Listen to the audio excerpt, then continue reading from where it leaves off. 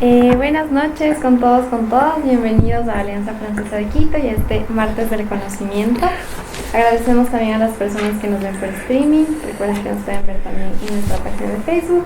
Y agradecemos a Estefan Minolo y a todos ustedes por sumarse hoy a este cuarto martes. Este es parte de nuestro ciclo de octubre en el que vamos a hablar alrededor de la ontología. Así que disfruten esta sesión y bienvenidos.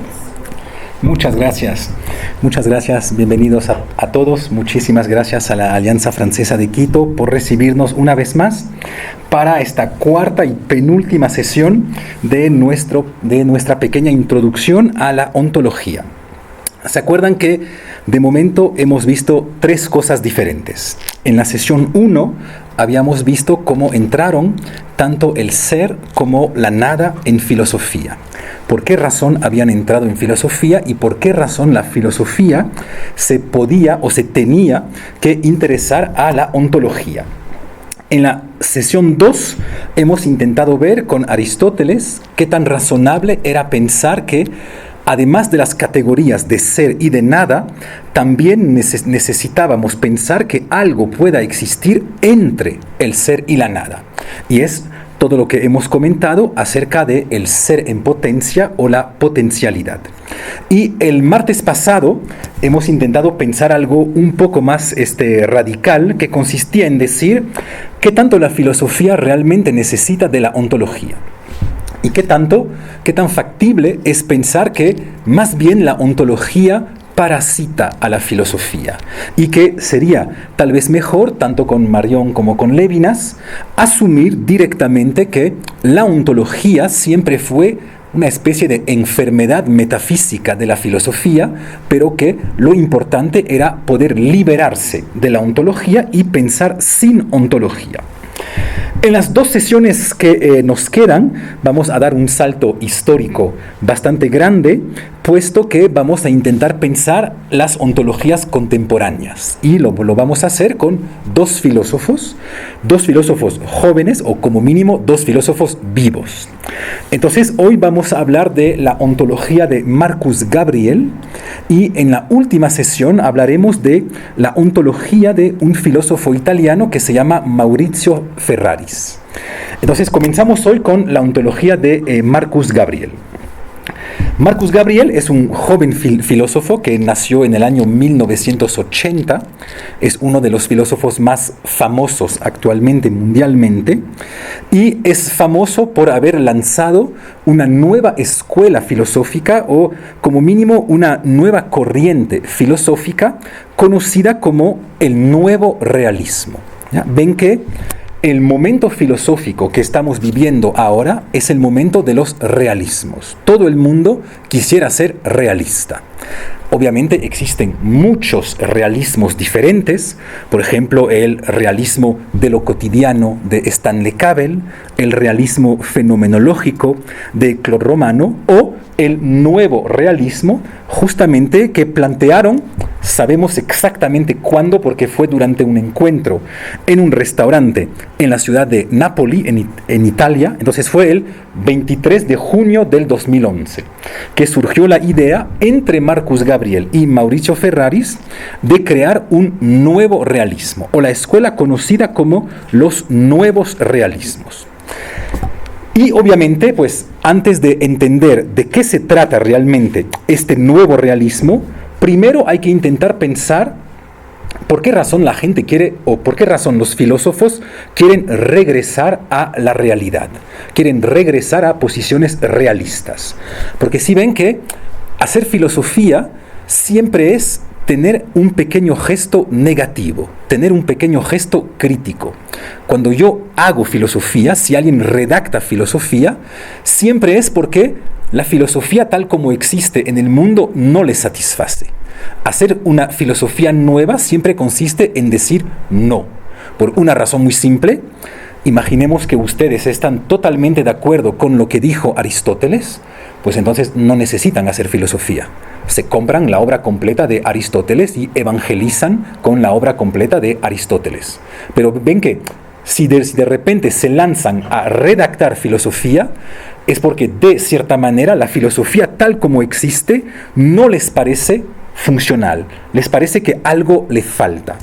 Entonces, para entender por qué razón surge esta nueva posición realista, primero debemos pensar por qué razón tal vez la filosofía tuvo en algún momento que alejarse de la realidad para que estos filósofos quieran ahora regresar a la realidad.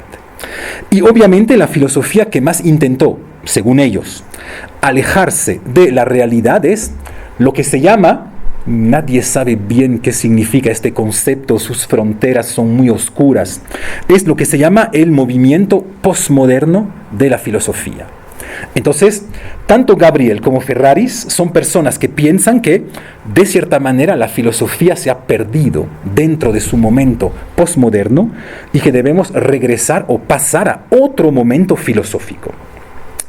¿Por qué razón se ha perdido el momento postmoderno de la filosofía? Pues se acuerdan que el concepto de postmodernidad ha sido teorizado en un texto de Jean-François Lyotard, que se llama justamente La posmodernidad, en la cual intenta explicar a qué podemos llamarle realmente posmodernidad.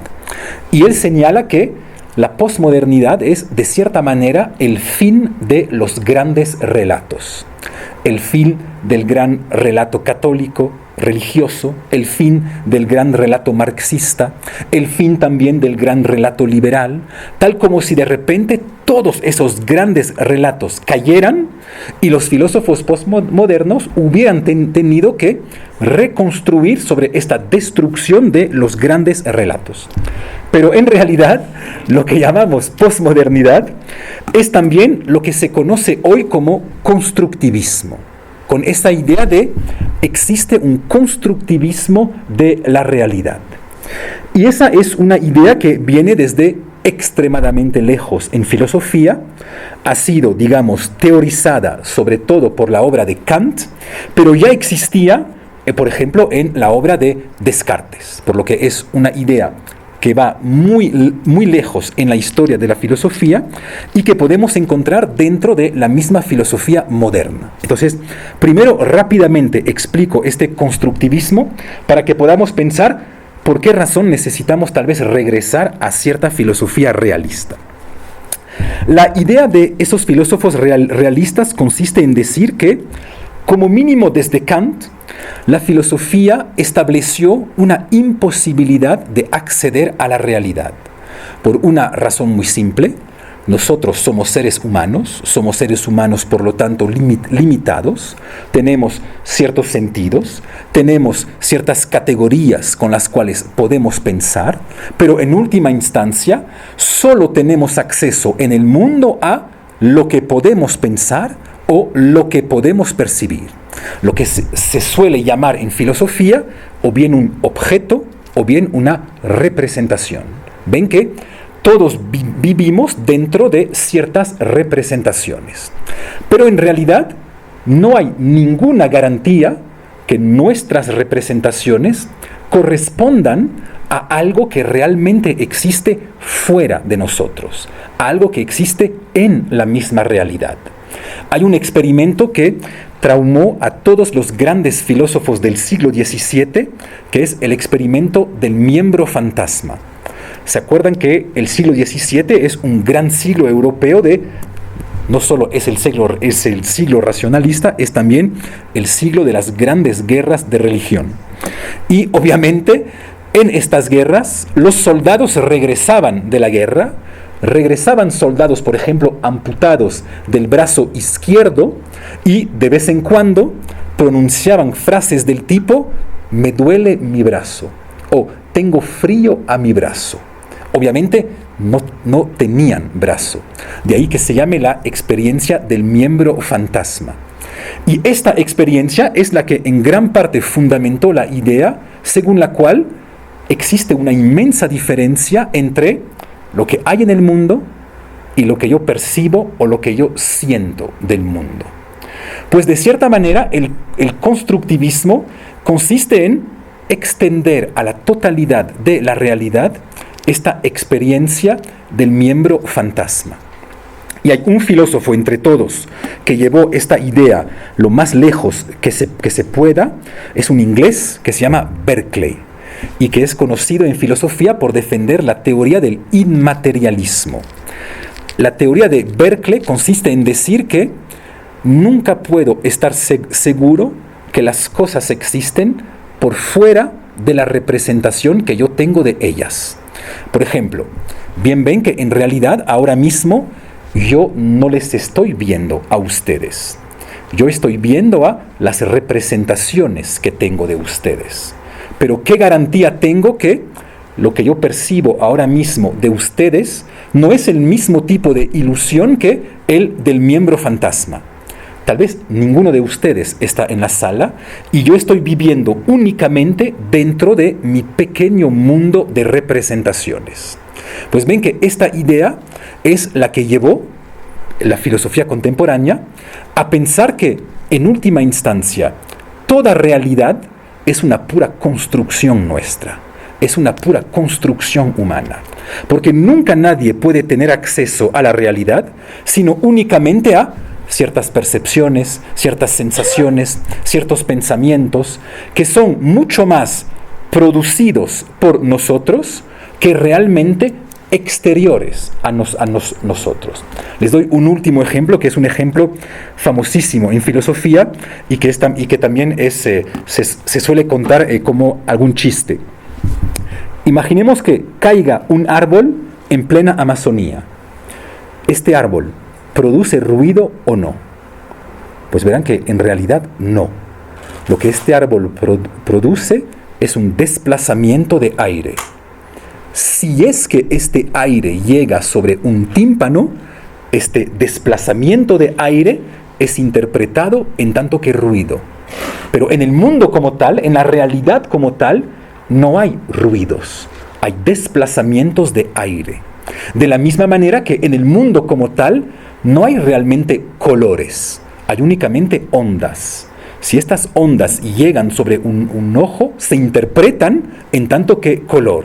Pero en el mundo no existen colores como tal.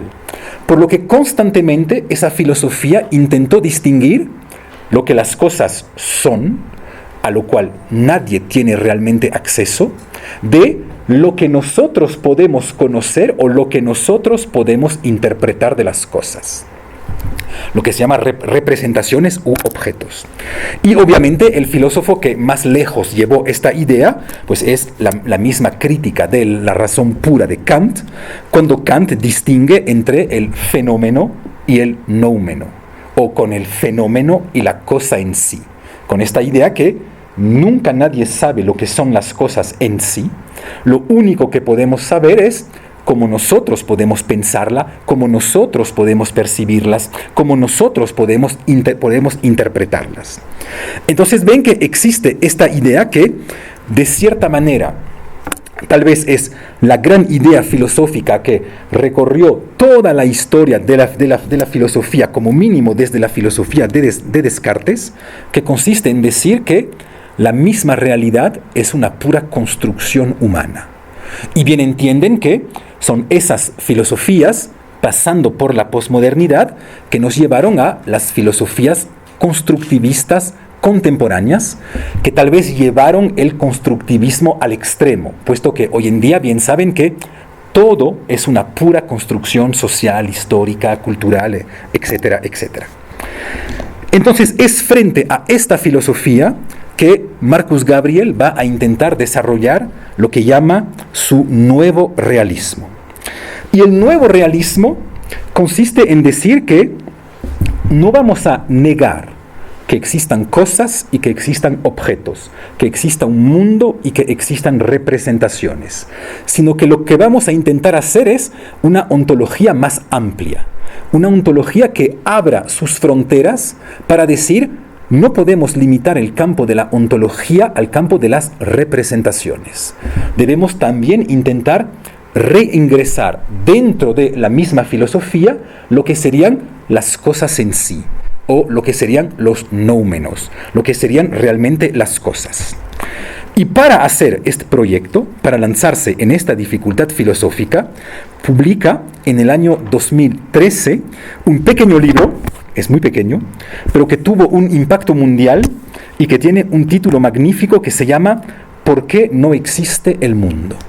¿Ya? Que es un libro que deberían absolutamente leer, es un libro que se lee fácilmente, plantea muchas dificultades filosóficas, podemos estar de acuerdo o no, pero es un libro que realmente fundamenta toda la ontología del nuevo realismo.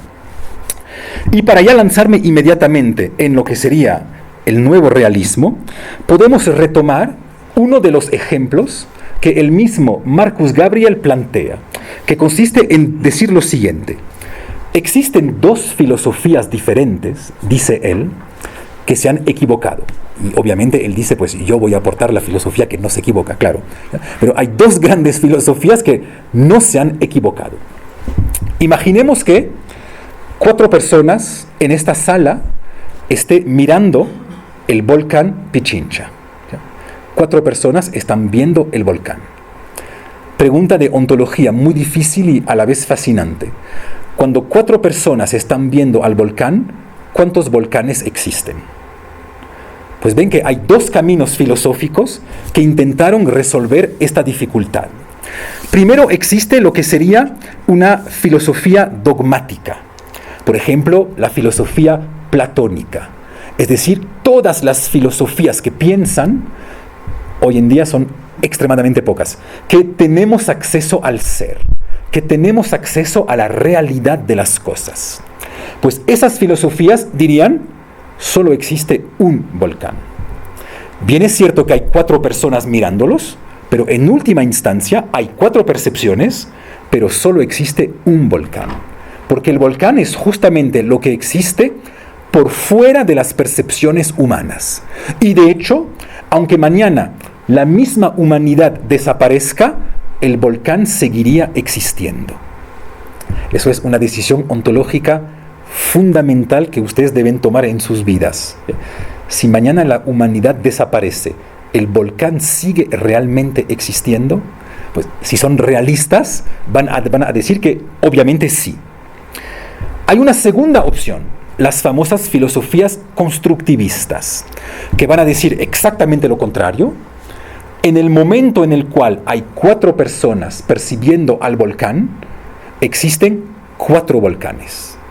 ¿Por qué razón existen 4 volcanes? Pues porque como solo tenemos acceso a nuestras representaciones, existen 4 representaciones del volcán, por lo tanto existen 4 volcanes diferentes. Esas serían las filosofías constructivistas. Pues la filosofía de Marcus Gabriel pretende justamente extender el campo ontológico.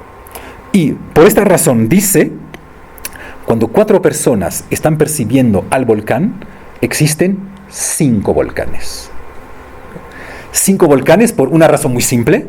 Primero porque existe el volcán como tal, pero también existen las 4 percepciones o las 4 representaciones del volcán que tienen esas 4 personas.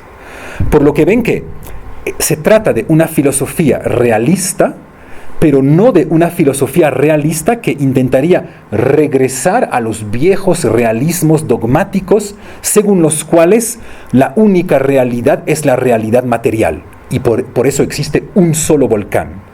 Es un realismo que consiste al contrario en ampliar a la filosofía y en decir, claro que el volcán materialmente existe realmente, pero las 4 representaciones que tenemos también existen realmente y no existen menos que este volcán.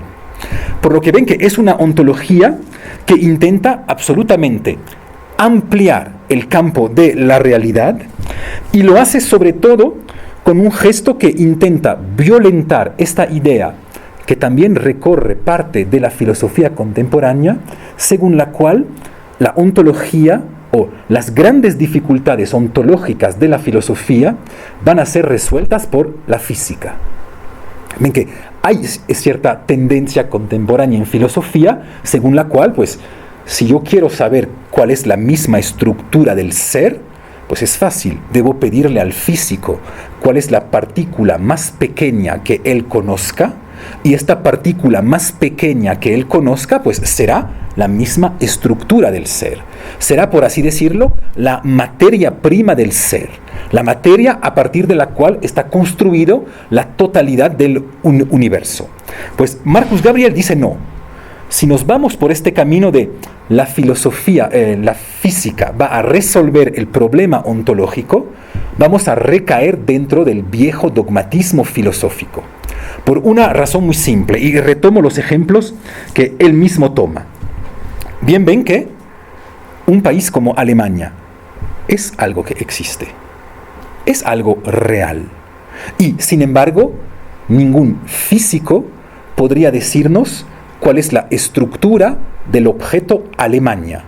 Por una razón muy simple, podemos desplazar la frontera alemana, por lo tanto podemos limitar o aumentar el número de partículas de las cuales está compuesto el objeto Alemania, y eso no quitaría que sea Alemania.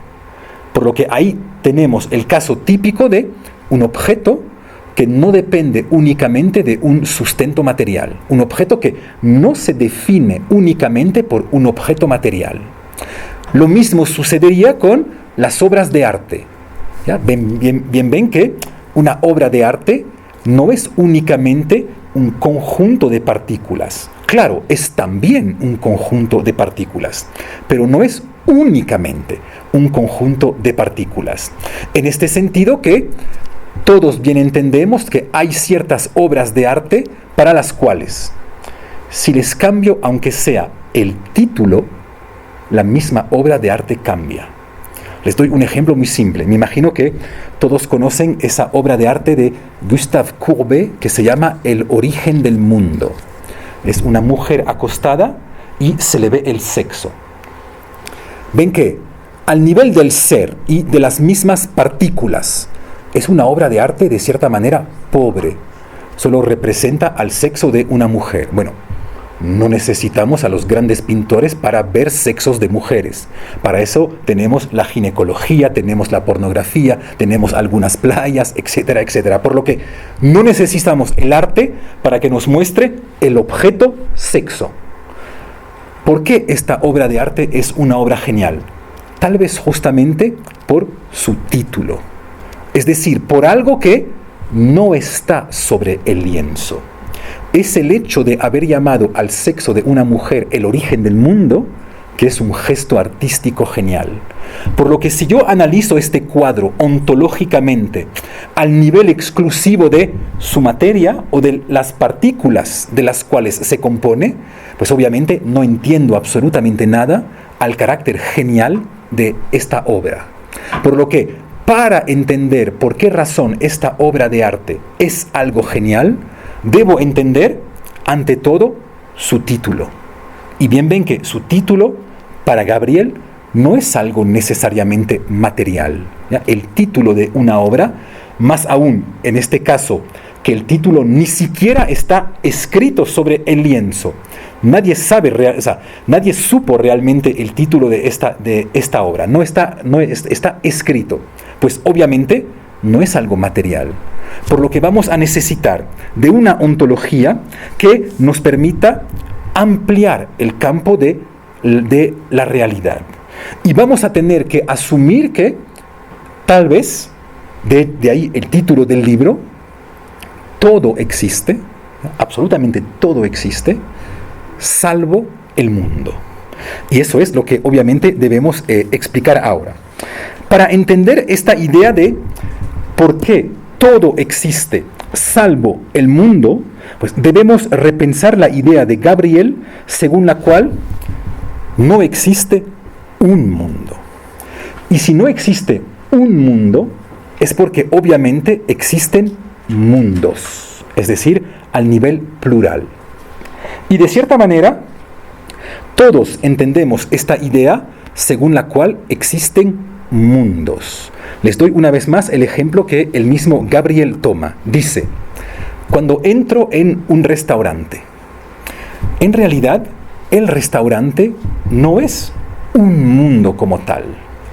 Existe el mundo de la cocina, existe el mundo de la sala, que son dos mundos muy, muy diferentes. Pero dentro de cada mesa existe además personas con su pequeño mundo. A lo mejor hay una familia con sus afectos, sus pensamientos, sus dificultades. En otra mesa, una pareja que se está separando con sus dificultades, sus problemas. Y todos bien entendemos que este pequeño mundo de la mesa de la familia y el pequeño mundo de la pareja que se está separando no están conectados para nada. Son dos mundos que literalmente coexisten, pero se ignoran absolutamente. Por así decirlo, tal como piensa Gabriel, vivimos dentro de mundos diferentes que no están necesariamente interconectados. Y él prefiere utilizar el concepto de mundo al concepto de universo, porque justamente va a intentar decir que lo que llamamos universo es uno de los mundos posibles. ¿En qué sentido es uno de los mundos posibles? Pues de cierta manera es bastante simple entenderlo. Consiste en decir, el universo es la totalidad de los objetos que puede describir la ciencia. Y sobre todo, en este caso, las ciencias naturales. Pero bien sabemos, con el ejemplo de los derechos, los países, los diplomas, los matrimonios, las monedas, que existen también muchos objetos que las ciencias naturales no pueden simplemente describir.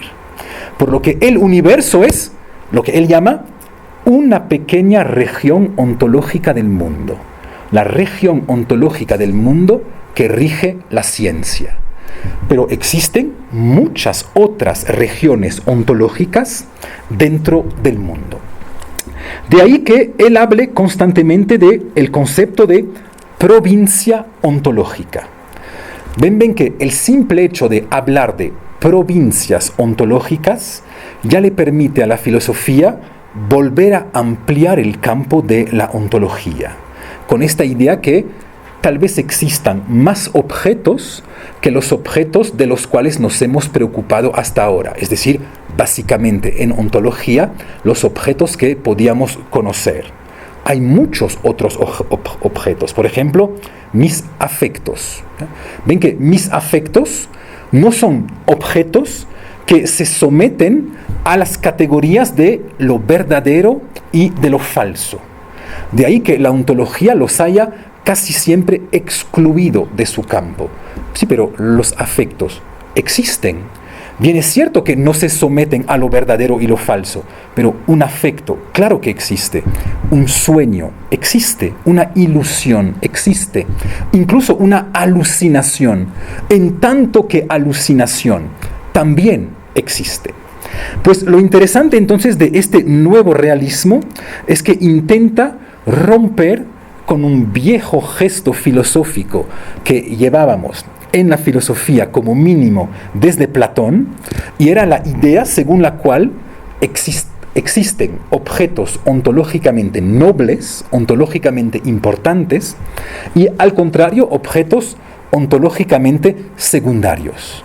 ¿Se acuerdan que eso es típicamente la filosofía de Platón, tal como aparece en su alegoría de la caverna? Con esta idea según la cual hay diferentes niveles de conocimiento que también corresponden a diferentes niveles de ser. ¿Se acuerdan, por ejemplo, que en Platón el ser de las ideas, del mundo de las ideas, es un ser superior, es un ser más pleno, es un ser más puro que el simple ser de las cosas sensibles? Por lo que existía una especie de gradación en la filosofía, tal como por ejemplo en Aristóteles existía una gran diferencia entre la substancia, que es el ser noble del cual trata la ontología, y sus diferentes accidentes, que eran seres cuya modalidad de ser es un poco inferior al ser de la substancia. Y de hecho verán que es algo que se refleja dentro de la misma filosofía. Si ustedes hacen ontología, pues verán que normalmente deben hablar del ser, de la substancia, de los objetos matemáticos. Ven que todos esos son los objetos nobles de la filosofía. Si yo digo que hago ontología, pero que me interesa la sombra, me interesa el silencio, me interesa la caricia, me interesa la nada, pues inmediatamente la gente me va a percibir como alguien que hace ontología, pero a un nivel un poquito inferior, porque no me ocupo, supuestamente, de los verdaderos objetos de los cuales debería ocuparse la ontología.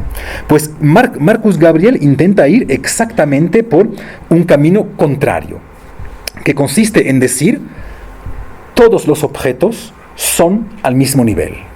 Por lo tanto, debemos ocuparnos de absolutamente todos. No hay ninguna razón por la cual la substancia sea ontológicamente un objeto más importante que una simple alucinación.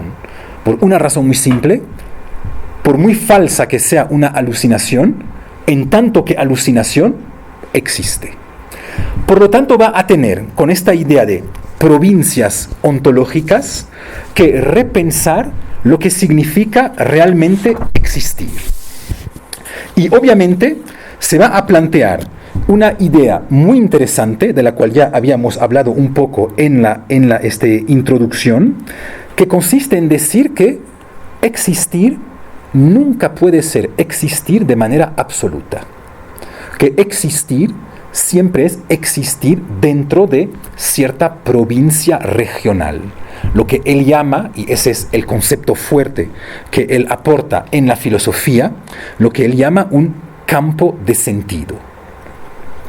¿Cómo podemos pensar esta idea según la cual existir es algo relativo y es algo relativo a un campo de sentido?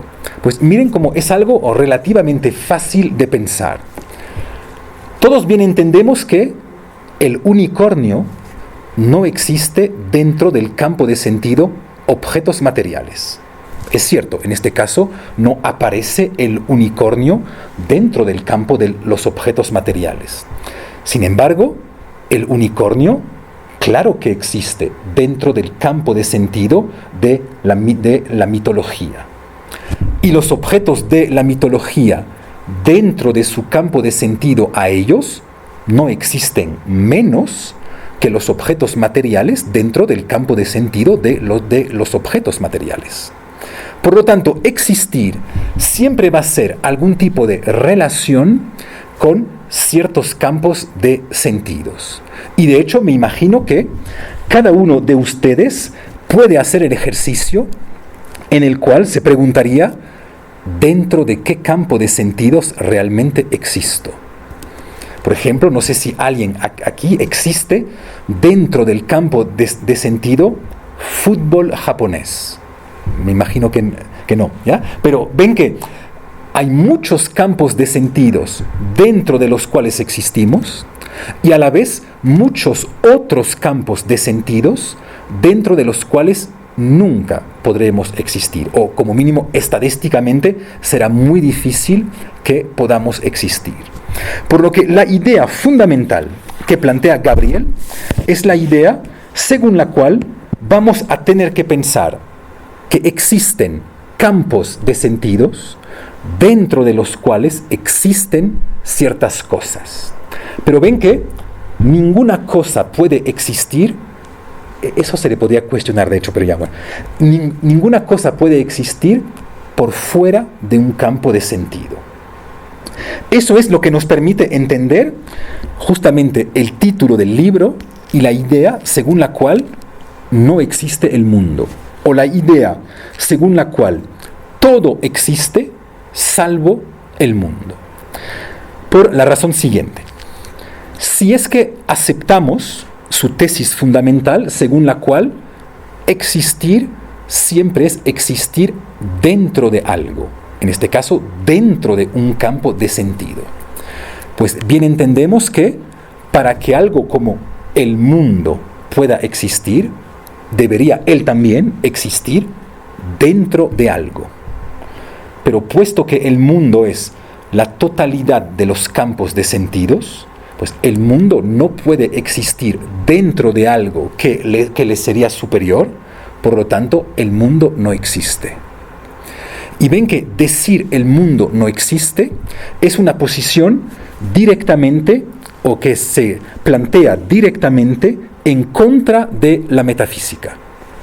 Porque la metafísica, tal como la entiende Gabriel, es la vieja idea según la cual vamos a poder pensar a la totalidad en tanto que uno. El metafísico siempre sueña con la figura del uno. Pueden llamarlo Dios, pueden llamarlo universo, pueden llamarlo naturaleza, pueden llamarlo substancia, pueden llamarlo ser, pueden llamarlo como quieran. En última instancia, ser metafísico, es decir, esta totalidad en la cual estamos puede ser pensada en tanto que una. Pues toda la filosofía que plantea Gabriel es exactamente lo contrario. Consiste en decir, no podemos pensar una unidad de la totalidad de las cosas. ¿Por qué razón no podemos razonablemente pensar una unidad de la totalidad de las cosas? Pues simplemente porque hay ciertas cosas que están en relación y entonces podemos unificarlas, pero hay otras cosas que no están en relación. Tomemos ejemplos simples para intentar explicar eso. Todos bien entienden que el elemento agua y el elemento fuego son dos cosas que están en relación. Como mínimo, están en relación dentro del campo del sentido filosofía presocrática, con los filósofos que pensaron el elemento agua como fundamental y el elemento fuego como absolutamente fundamental. Por lo que la cosa agua y la cosa fuego podemos totalizarlas dentro de la categoría elementos. Pero tal vez existan, señala Gabriel, ciertas cosas que ni siquiera podamos poner en relación. Tomemos un ejemplo muy simple. El afecto de alguien ahora mismo dentro de esta sala con el planeta Neptuno. Ven que ahí son dos cosas que al parecer existen de manera totalmente desvinculada, por lo que en realidad ni siquiera podemos totalmente unificarlas. Por lo tanto, no existe el mundo, sino que existen únicamente mundos separados. Y todo lo interesante de esta filosofía, y es ahí donde se pone difícil y tal vez se le pueda hacer ciertas objeciones, consiste en saber si esos famosos campos de sentido son cosas que existen realmente en la realidad, es decir, por fuera de nosotros, o si al contrario, esos campos de sentido existen únicamente como creaciones lingüísticas nuestras. Y Gabriel va a intentar señalar, o sea, es su posición ontológica, que para él esos campos de sentidos realmente existen. Es decir, que son cosas que existen independientemente del hecho que nosotros hayamos podido crearlos lingüísticamente o no. Y podemos dar un ejemplo para intentar mostrar cómo tal vez a lo largo de la evolución humana vamos poco a poco mejorando nuestra comprensión de los campos de sentido. Tomo un ejemplo muy simple. Durante mucho tiempo se pensaba que el objeto ballena pertenecía al campo de sentido peces, simplemente porque estaba en el agua. Entonces se le categorizaba dentro del campo de sentido peces. Hasta que de repente alguien haya notado que el campo de sentido peces, pensado en tanto que animales que viven en el agua, era una mala construcción nuestra del campo de sentido. Y que el verdadero campo de sentido dentro del cual deben existir las ballenas no es peces, sino el campo de sentido mamífero. Pero ven que en este caso consiste en sacar un objeto de un campo de sentido falso para hacerlo ingresar dentro de un campo de sentido que sería, en este caso, su campo de sentido verdadero. Pues con ese tipo de ejemplos, Marcus Gabriel intenta mostrarnos que hay ciertos campos de sentidos que son puramente lingüísticos, que nosotros hemos creado y que, por así decir, no son oportunos, pero que hay otros campos de sentido, al contrario, que son campos de sentido, y de ahí su carácter realista, que son campos de sentido que nos impone la misma realidad, que nos impone el mismo ser. Yo no puedo recortar a la realidad absolutamente como yo quiera, tal como si de cierta manera existiese algo, de ahí una vez más su carácter realista, tal como si existiese algo en la misma realidad que resista a mi voluntad de recortar al mundo de tal manera y no de otra. Me imagino que todos piensan que la ballena realmente debe estar dentro del campo del sentido mamíferos y no dentro del campo de sentido peces. Dos últimas cosas que quiero comentarles hoy sobre esta dificultad de los campos de sentido. Una de las dificultades muy interesante que plantea Marcus Gabriel es que obviamente un objeto puede existir dentro de diferentes campos de sentido. Por ejemplo, yo existo dentro del campo de sentido universidad y existo a la vez dentro del campo de sentido matrimonio. Existo como mínimo en dos campos de sentidos diferentes. Pues ven que una de las dificultades que Marcus Gabriel nunca resuelve realmente consistiría en preguntarse si en los dos casos existo exactamente de la misma manera. Es decir, que si soy realmente el mismo objeto que existe en dos campos de sentidos diferentes, o si debo más bien asumir que soy dos objetos diferentes. Es decir, que estoy sometido a reglas diferentes en el campo de sentido universidad que las reglas a las cuales estoy sometido en el campo de sentido matrimonio. Por lo que, primera dificultad que el libro, según mi parecer, no resuelve completamente, ¿qué tanto se trata de la misma existencia de un objeto dentro de dos campos de sentidos diferentes? Hay una segunda dificultad que tampoco plantea o que tampoco resuelve completamente, que consiste en decir que hay ciertos campos de sentidos que se pueden tocar. Hay ciertos campos de sentidos que parecen solaparse, es decir, que parecen recubrirse el uno al otro. Cuando al contrario, hay otros campos de sentidos que parecen completamente diferentes, que parecen completamente separados. Pues obviamente hubiera sido muy interesante preguntarse ¿por qué razón? ¿Por qué razón hay ciertos campos de sentidos que se pueden tocar y hay al contrario otros campos de sentidos que parecen completamente separarse, que parecen completamente alejados el uno del otro?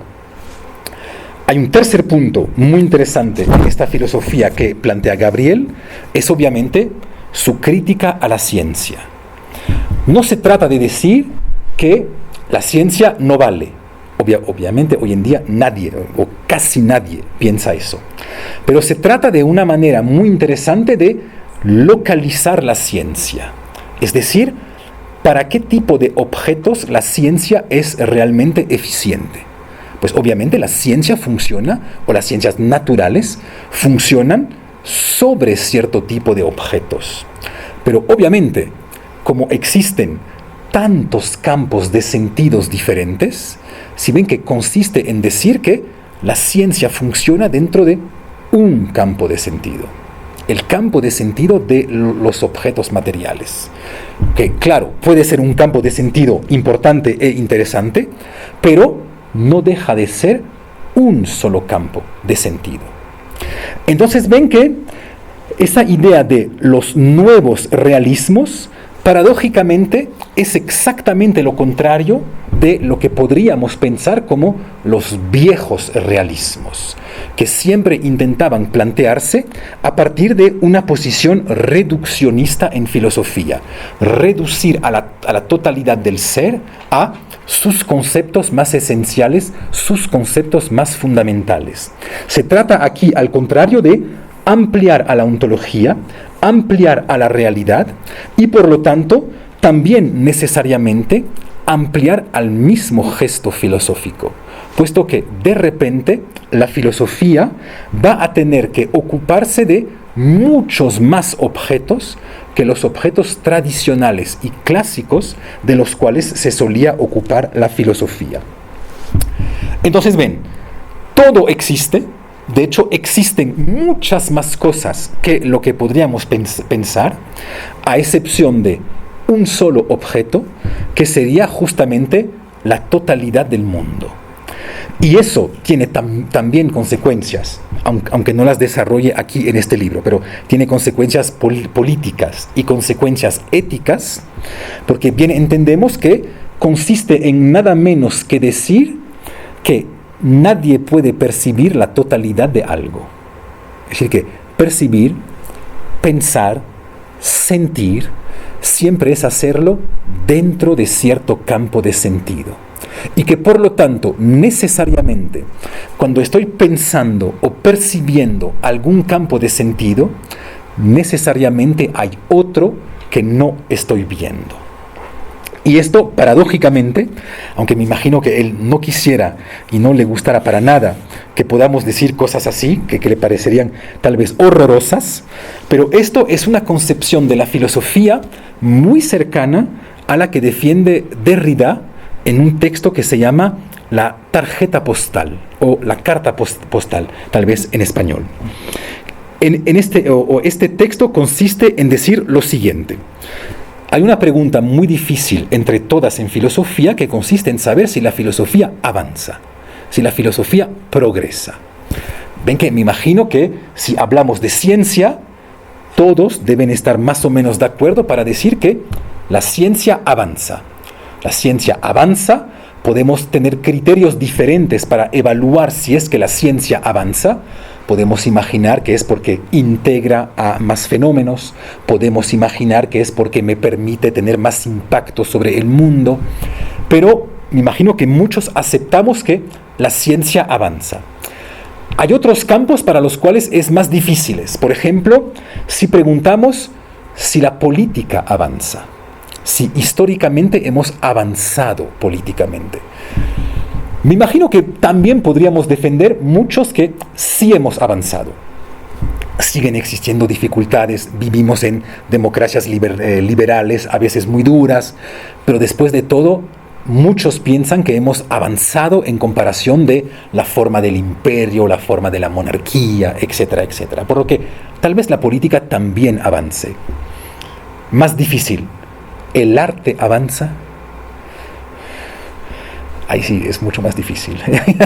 Ahí sí bien ven que es muy difícil pensar que hay la misma relación entre Einstein y Newton que entre Picasso y Van Gogh. ¿Ya? Por una razón muy simple. El artista no refuta a los artistas anteriores. De ahí que sea muy difícil pensar. Hay algunos pensadores que piensan que sí, pero es muy difícil pensar si es que realmente el arte avanza. Pero no subestimen que personas tan brillantes, tan inteligentes, como por ejemplo Hegel, pensaban que el arte avanza hacia una desmaterialización del arte, y que de cierta manera los artes menos materiales, es decir, la música y la poesía, pues son artes superiores a la escultura o a la pintura, porque justamente nos liberamos de la materia. Pero bien ven que hoy en día decir que el arte avanza es políticamente extremadamente incorrecto. Nunca digan eso. Pero hay personas que sí lo pensaron. Ahora, ¿la filosofía avanza? Ven que es una pregunta difícil porque por un lado sentimos que sí, y por otro lado sentimos que la filosofía nunca fue más lejos que Platón. Entonces, sería un poquito desesperante, ¿no? Pensar que por un lado avanza, pero por otro lado seguimos leyendo Platón, Aristóteles, los estoicos, cuando por ejemplo en física nadie lee la física aristotélica. En estudios de física nunca nadie les va a mandar a leer la física aristotélica. Es absolutamente impensable. Hay dos maneras de pensar que la filosofía avanza, y eso nos permite regresar al problema de los campos de sentido. Podemos pensar que la filosofía avanza primero resolviendo, o más bien, mejorando los problemas tal como se habían planteado en el pasado. Es una especie de concepción negativa de la filosofía. La filosofía en este caso avanzaría mejorando o precisando los problemas. Eso sería típicamente el caso de la filosofía tal como la piensa alguien que se llama Henry Bergson, que intenta demostrar que los problemas tal como los planteó Platón estaban mal planteados. No es que las respuestas eran malas, es que las mismas problemáticas eran malas. Les doy un ejemplo muy simple de lo que podría ser una problemática mala. Muchas personas quieren responder a la pregunta, sobre todo hoy en día, ¿qué es una mujer? Es una pregunta que desespera a los hombres desde 150.000 años, pero ven que es una pregunta que habita a la filosofía desde siempre. Pues una de las maneras de hacer progresar en este caso a la filosofía consistiría en decir, la pregunta está mal planteada. No podemos resolverla porque la pregunta es de por sí mala. ¿Por qué razón es de por sí mala? Pues porque obviamente plantearse el problema de la mujer a la luz de un ¿qué? Es inmediatamente pensar que hay una esencia de la mujer y que por lo tanto la mujer es una especie de objeto. ¿Qué es una mujer? O el qué remite necesariamente a una suma de diferentes características que determinan la existencia de un objeto. Por lo que en este caso, por ejemplo, un filósofo podría hacer avanzar a la filosofía diciendo, la buena pregunta no es ¿qué es una mujer?, sino ¿quién es una mujer? Y en este caso, sí les estaríamos considerando realmente como sujetos y ya no como objetos. De la misma manera que la pregunta ¿qué es Dios? Es una pregunta irrelevante, porque justamente Dios no es un qué. O ¿qué soy yo?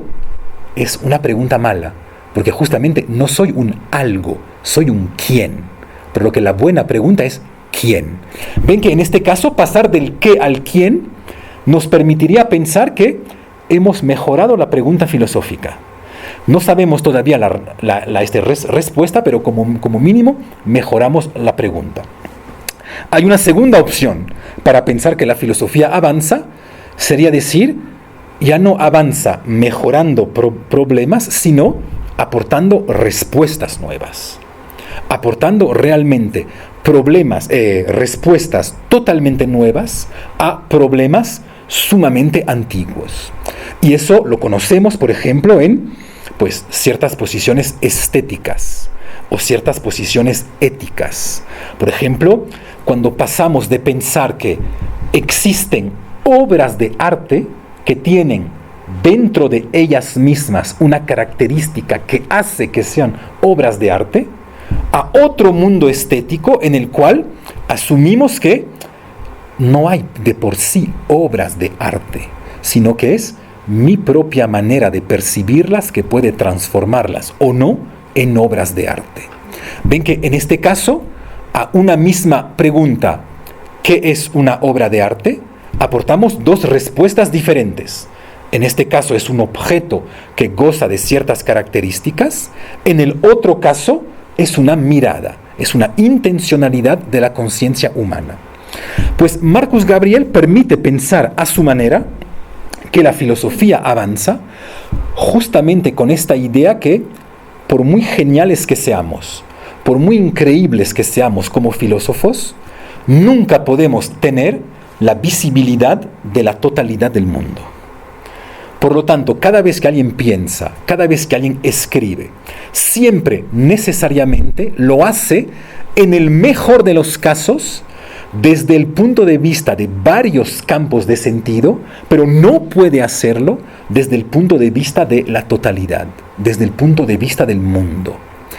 Por lo tanto, ¿por qué la filosofía avanza y por qué los filósofos fracasan? Pues por una razón muy simple, que ya Derrida había revelado. Cada vez que yo miro a un objeto, necesariamente le estoy dando la espalda a algo. Por lo tanto, hay algo que necesariamente no veo. Mirar algo, ocuparse de algo, poner atención en algo, es también necesariamente estar dándole la espalda a una multitud de otros objetos, a una multitud de otros puntos de vista. Por lo tanto, bien entendemos que si pensar es pensar dentro de un campo de sentido, o incluso de varios campos de sentido, el pensamiento humano nunca puede abarcar a la totalidad dentro de la cual existe un objeto. Por lo que siempre existe en un pensamiento filosófico algo que el filósofo no pudo ver. No es que era malo, no es que pensaba mal, es que por el simple hecho de estar pensando, estaba dejando atrás de él otros puntos de vista, otros objetos. Entonces ven esta idea del nuevo realismo, cómo se desarrolla en contra de dos corrientes diferentes, en contra de las filosofías constructivistas, según las cuales no hay realidad fuera de las representaciones que yo tengo de ellas.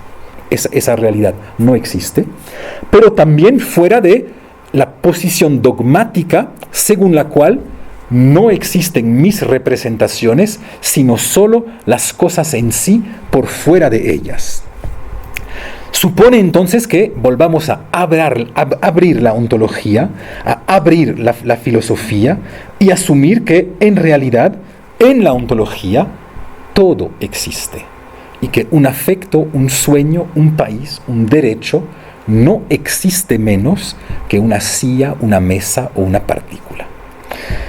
Muchas gracias por su atención el día de hoy. La próxima vez tendremos la última sesión en la cual hablaremos del filósofo Maurizio Ferraris y hablaremos sobre todo de su ontología social. Intentaremos ver qué es realmente un objeto social, cómo existen esos objetos sociales. Y hablaremos otra vez de Derrida, porque nunca podemos deshacernos de él, e intentaremos ver que un objeto social existe porque pasa a través de cierta escritura, porque necesariamente debemos escribirlo. Por lo que hablaremos mucho de escritura y de la ontología de la letra. Muchas gracias por su atención. Nos vemos dentro de una semana. Muchas gracias.